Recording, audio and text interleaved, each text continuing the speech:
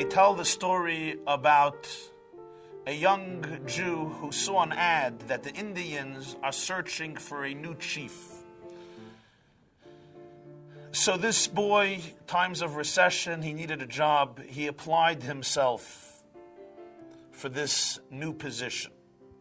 One problem, of course, as he applies himself and they interview him, they ask him, do you know how to read the stars and predict the weather during the coming winter? He did not know how to read the stars and predict the future weather, but he desperately needed the job. He says, yes, I do know how to do that. And sure enough, the Indians ask him to look up at the stars and tell them what the winter holds for them. And he looks up at the stars and he presents this parav answer, this answer which can go both ways. He says, it seems from the stars that this coming winter is going to be somewhat cold. You know, when anybody says somewhat, it can go either direction. Okay. But at night he sneaks out of the town. He puts a quarter into the public payphone. He phones the Weather Bureau in Washington and he asks them about the coming winter. And they tell him it's going to be a cold winter. So he comes back to the Indians and he says, I looked up in the stars again. I see that it's going to be a cold winter. Wow. The chief changed, first from a somewhat cold to a cold. They understood that they have to assemble lots of lumber to be able to ignite many a flame to keep their bones warm during the winter. 1 week later, he sneaks out of town again, puts his quarter in the public payphone, calls up the Weather Bureau in Washington. New, what does the coming winter hold for us? And they tell him it's going to be a very cold winter. He comes back to the Indians and he reports a new vision. He observed in the stars it's going to be a very cold winter. Now, they become extremely motivated to gather even more lumber, to be able to have larger flames more often because the chief went from somewhat cold to very cold. A week later, he sneaks out, and this time the Weather Bureau tells him it's going to be excruciatingly cold this winter. He comes back to the Indians and he gives them the new report. It's going to be excruciatingly cold, so the stars report to me. Now they're frantically, day and night, assembling lumber. Men, women, and children, all they're doing is gathering wood together for the pending winter, which is going to be excruciatingly cold. A week later, he sneaks out of town again, phones the Weather Bureau, and they tell him it's going to be the coldest winter in the history of the U.S. The poor young Jew is extremely frustrated. He begins yelling at the man. He says, why are you driving me crazy? Was machst du mir mischigen?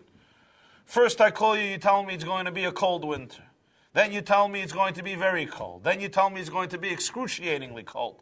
Now you tell me it's going to be the coldest winter in the U.S. history. Why can't you make up your mind and just tell me what type of winter it's going to be? And the man in Washington tells him, he says, listen, I don't know who you are and why you're calling me each week. But let me just be very frank and very blunt with you. Do you think we here at the Weather Bureau know anything about the weather? We know nothing about the weather. We know nothing about the coming winter. All we know is that this year, the Indians are collecting wood like they're going out of style. This anecdote captures a theme extremely relevant to the holiday of Purim, which we want to explore this evening.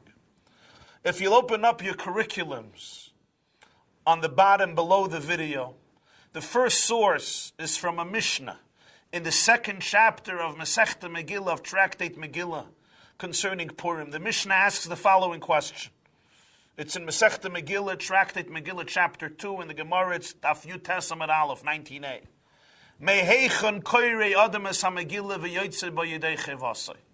Mishnah wants to know from which point in the Megillah, in the book of Esther, is the Jew obligated to read in order to fulfill the mitzvah, the obligation of the sages, to listen or read the Megillah on the holiday of Purim. So there is an argument. 3 rabbis argue. Reb Meir Omer Kula.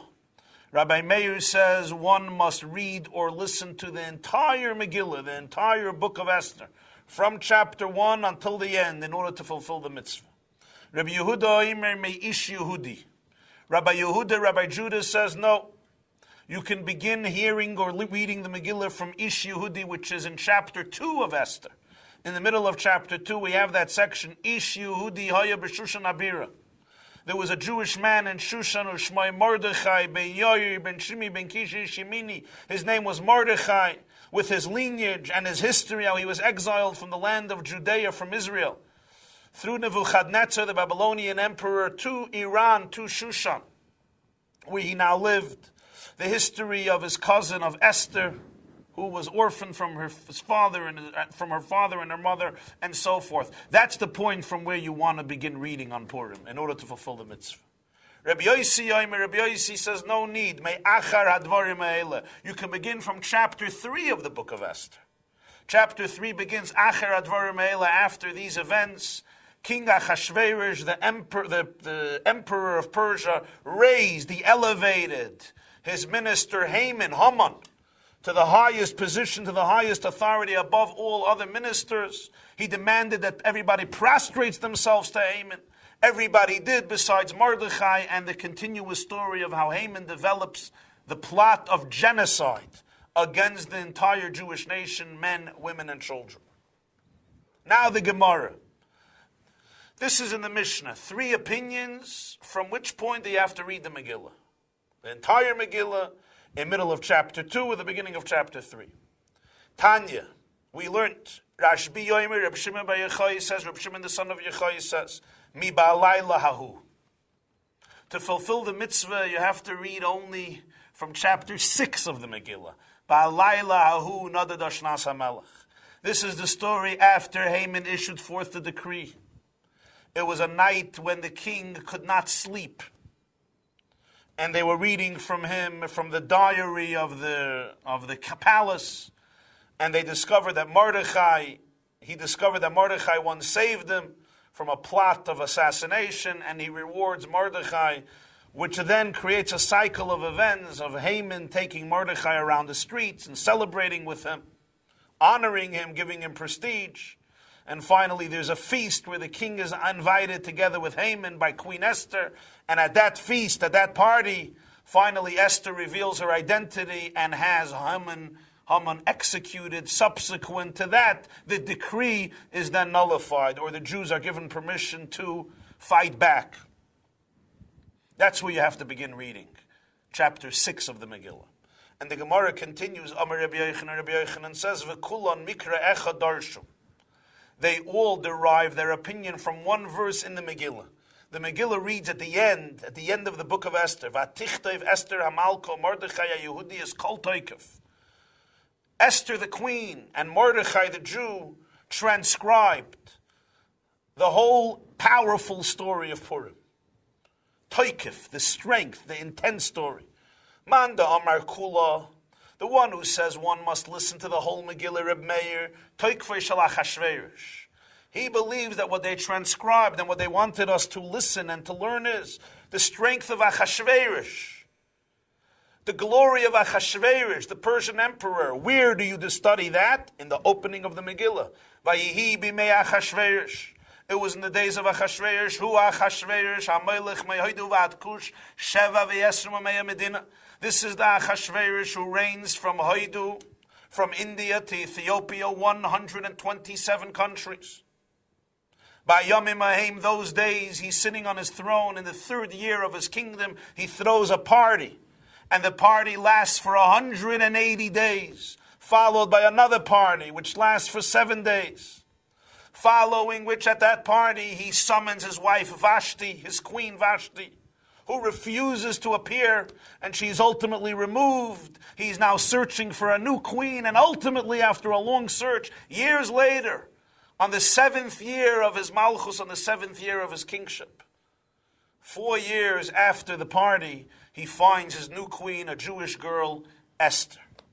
Following which, he elevates his minister Haman to a very high position. And on the 12th year of his kingship, Haman gets him to issue forth a decree that all Jews ought to be exterminated. Men, women, and children. This is 12 years from his kingdom. 9 years after the party.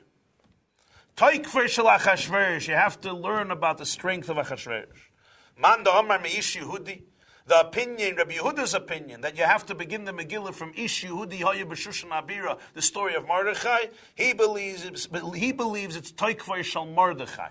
It's the prestige of Mordechai that we want to convey. The third opinion, Rabbi Yossi, that one has to read from Acher Advarim Ha'ela, the third chapter, where Achashverosh elevates Haman. He believes the strength is the strength of Haman, of Haman. That is what they want us to discover. What about Rabbi Shimon Bar Yochai, who says we begin from Balayla Ahu, Toikfoy Shal Nes. What's important is the strength of the miracle. Not of Achashverosh, not of Mordechai, not of Haman, but of the miracle, the story itself.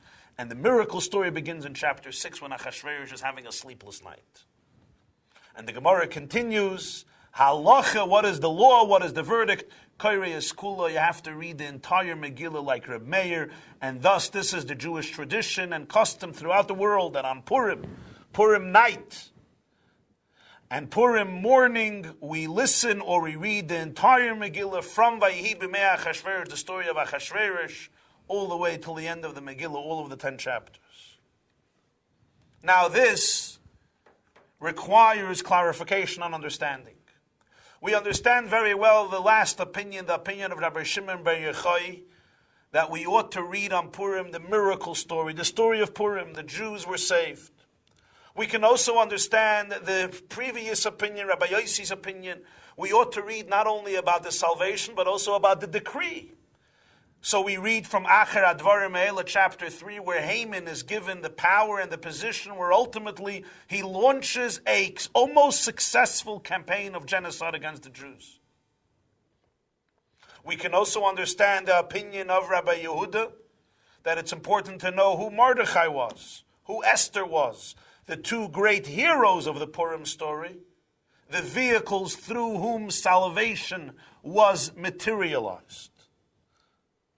But why is it important for the story of Purim to know the history of Achashverosh, the history of the Persian Empire, the history of a feast that he threw for 180 days?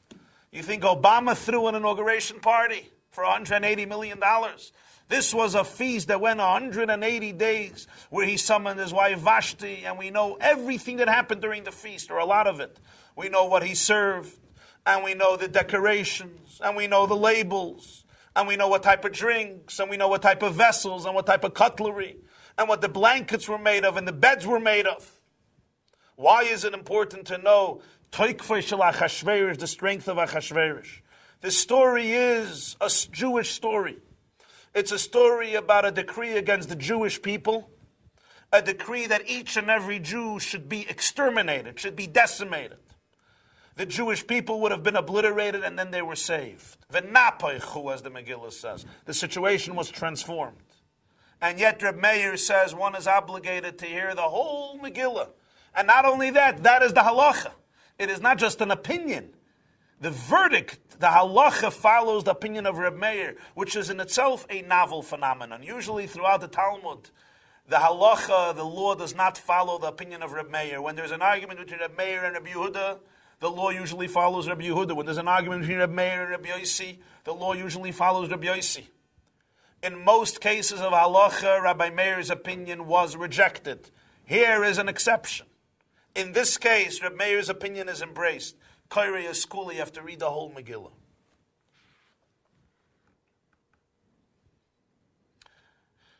At a Purim Farbrengen, a Purim gathering, in the year Tafshin Chaf Hei, Purim 1965, the Lubavitcher Rebbe, in one of his Purim addresses, addressed this question and explained it by prefacing a difficult Talmudic tradition to understand. And you have it in your curriculum from the Rambam. Maimonides, Rambam in the Laws of Megillah, chapter 2, And the sources from the Jerusalem Talmud, Talmud Yerushalmi, Megillah Perek Aleph, the Rambam says, Kol Sifrei HaNeviim v'chol HaKsuvim Asidin Libatel L'Mos HaMashiach. All of the books of the prophets and of the writings, all of the books of the Hebrew Bible, Asidin Libatel L'Mos HaMashiach, will cease during the days of Mashiach. Chutz me Megillas Esther, besides the scroll of Esther. Harei kayemes kachamisha chumshi Torah, ukahalachas shal Torah shabal peh she'einam teilen la'olam. The book of Esther will endure like the 5 books of Moses and like the laws of the oral tradition which will never cease. What is the meaning that all of the books of the Torah, the prophets, the writings, the 24 books of the Hebrew Bible besides the 5 books of Moses, 19 books or 18 books besides the Megillah, will be nullified? So the commentators explain it, including the Rabbi, who explains that they will not be given a lot of significance. Because the verse tells us in Yoel, in Joel, and you have it in your curriculum 3, Yoel, the prophet Yoel, tells us that during the days of Mashiach, Eshpei chiruchi al kol basar v'nibu b'neichem u'b'neisechem. My spirit, God says, I will pour on every person, and your children, your sons and daughters will prophesy. So prophecy will be so prevalent. Prophecy will be so common. Wherever you see a child, there will be another prophet. So the books of prophecy will not assume the significance and the power and the holiness they assume now, because prophecy will be everywhere. Yet there is an exception. The 5 books of Moses, halacha, Jewish law, which we can understand because we will still have to know how to behave after Mashiach comes. But here is the unique phenomenon. The only book that will still possess the same power and significance as the Megillah, the book of Esther. Why? Precisely the only book of the Hebrew Bible that doesn't have God's name mentioned there even once. Every book of the Tanakh, even Song of Songs, a powerful poem of love, has God's name mentioned at least once, as in the Song of Songs. Of course, most books have God's name mentioned numerous times. There's one book in which God's name is not mentioned once. And there is not one moral instruction in the book. And there is not one moral lesson in the book. There is not one law in the book. It's the book of Esther. It's a historical tale, a historical novel.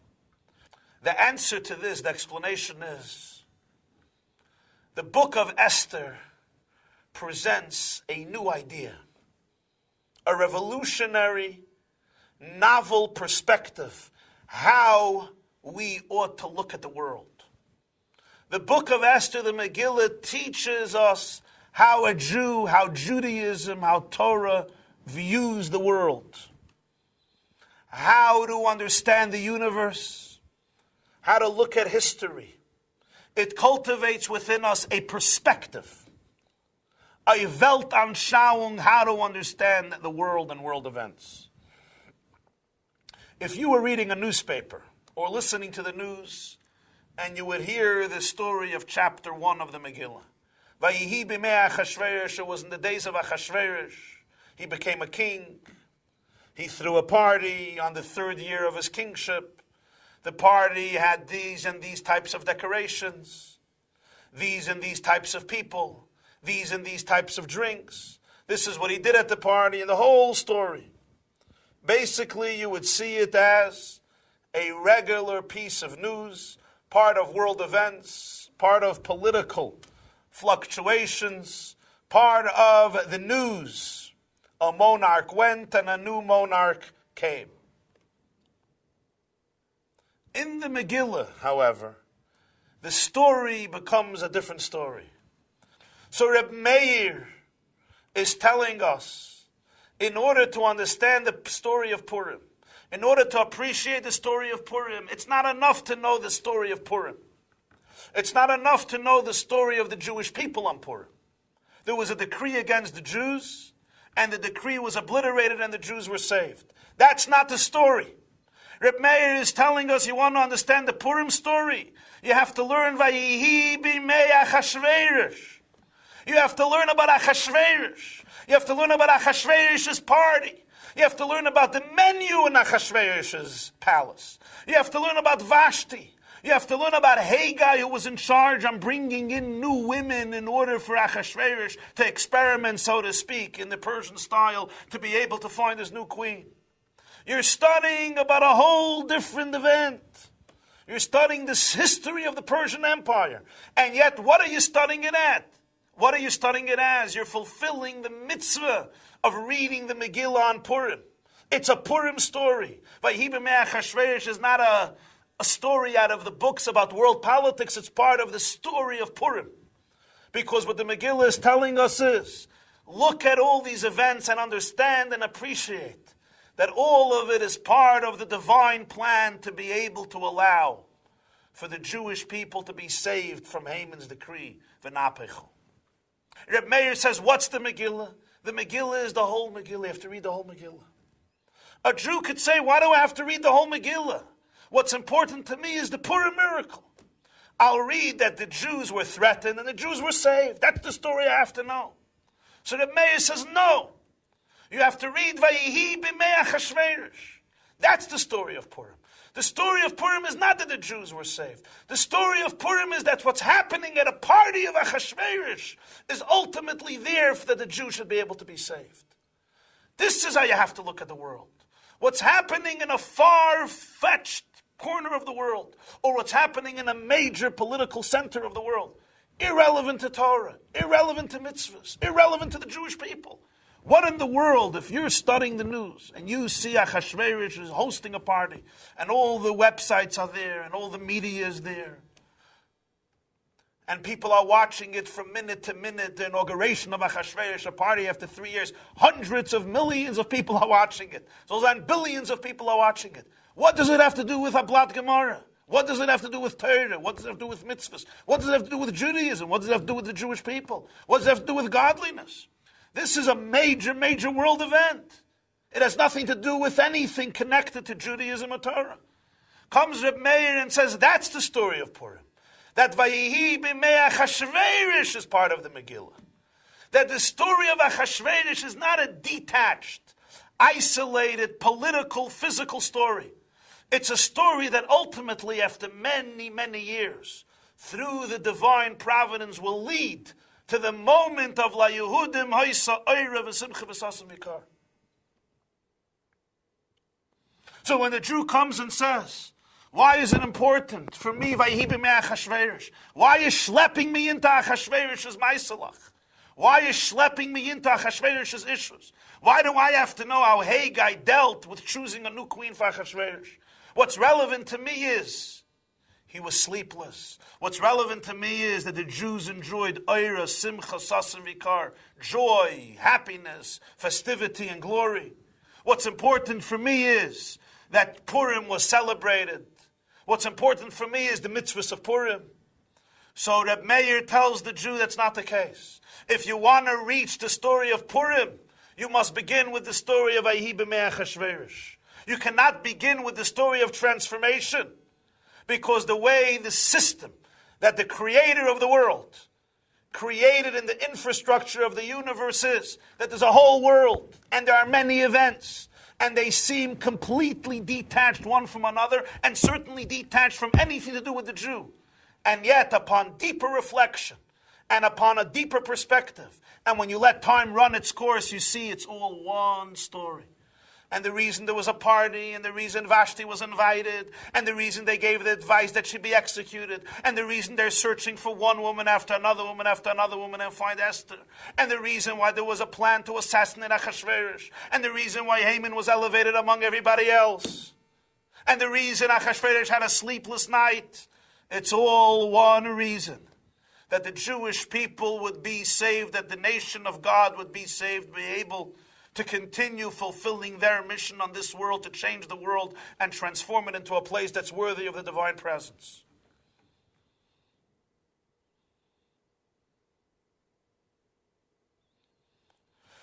I'll add another example, just to illustrate it, which we saw in our own contemporary, in the last generation. A similar example to this. If you were alive in 1842, you might have noticed a box on one of the pages in the newspaper in the international section that the Opium War between England and China came to an end. As you know, those years, there was a conflict between England and China, particularly over the opium and the trade in China, which was closed off to the rest of the world. And in 1842, the first treaty was signed. Peace was restored, allowing Shanghai, the port city, to become a city of international trade. Ultimately, this led to Shanghai getting the status of an international city. If you notice the story then, it's a story, an interesting story. England, China, Shanghai, opium, international trade. 100 years later, you saw a different story. Exactly 100 years later, in 1940, the only city where Jews can go to escape Hitler's gas chambers was Shanghai. Because it was an international city, the only city that did not require visas in order to enter it.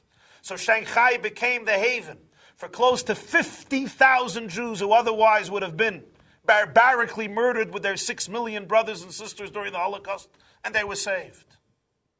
So if you looked at the story in 1840, it was a story of politics, of conflict in the Far East between China and England concerning the opium in Shanghai. What does that have to do with the Jewish people? What does it have to do with Torah?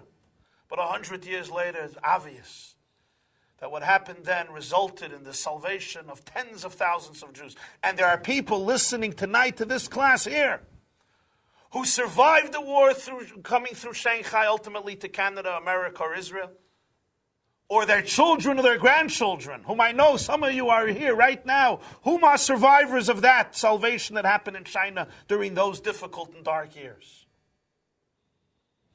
This lesson is relevant also when Mashiach comes. Because when Mashiach is going to come, it's not that the whole world will be obliterated and will melt away in ecstasy. There's going to be a big world, and there'll be the minerals and the botanic world and the animal kingdom and the human race. V'nigla k'vod Hashem, and God's glory will be revealed. And the Jew can ask, what do you then need the whole big world? And the answer is, Vayihi b'mei Achashverosh, and that's why the Megillah will not be nullified even then. The books of prophecy will not have tremendous significance because everybody will be a prophet. But the book of Esther will have tremendous significance because the question is, you're producing a whole factory for less than 1% profit of what you invested. Whoever heard of such a business? So the Megillah teaches us this is how God runs the world. You may understand it, you may not understand it. But the Jew has to understand this is how God runs the world. This is how you have to study the world. And this is what Esther says, Kasavuni l'doiris. I don't want the Jewish people to develop an inferiority complex. I don't want the Jew to get scared. Often the Jew gets scared. He or she is a small little person in so much happening outside of Yiddishkeit. There's so much happening outside of Torah. The Jewish people are a tiny nation. And among the Jews, the Jewish people who consciously dedicate themselves to their mission of learning Torah and spreading Torah and being saturated with Torah are often a minority, a very, very small minority of the Jewish people. And it's very easy to develop a sense of insecurity. It's very easy to lose your consciousness, to lose your mission statement, to lose your resolve, to lose your commitment. When there's so many stories going on, much bigger stories, much larger stories, take up more space, take up more money, take up more attention.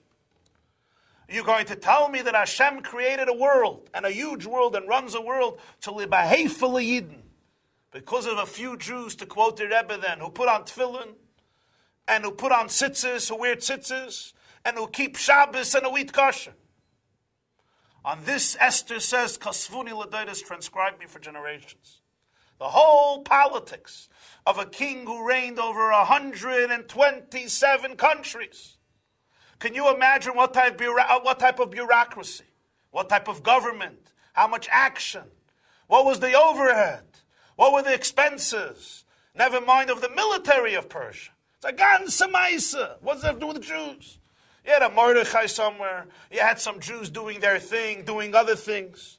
Comes Reb Meir and says, don't think the Purim story is the story of Jews being saved. The Vayihi b'mei Achashverosh, that's the Purim story. That's a Jewish story. Because ultimately, this is one cycle and one holistic universe.